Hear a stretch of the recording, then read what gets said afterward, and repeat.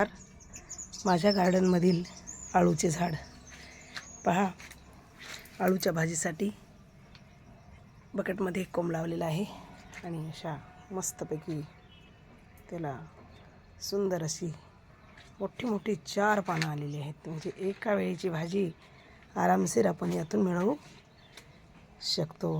हे असं एका डब्यामध्ये आणि तेही या ब्रह्मकमळ आहे मध्येच, त्याच्यामध्येच लावलेलं होतं.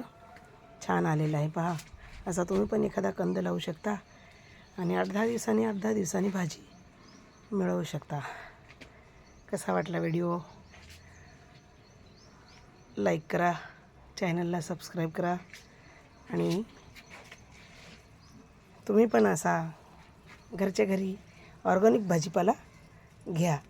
याला काही शेणखत नाही, शेणखत टाकलेलं आहे, याला रासायनिक खत नाही व फवारलेलं पण नाही. अशी निरोगी आणि निर्मळ पानं पहा.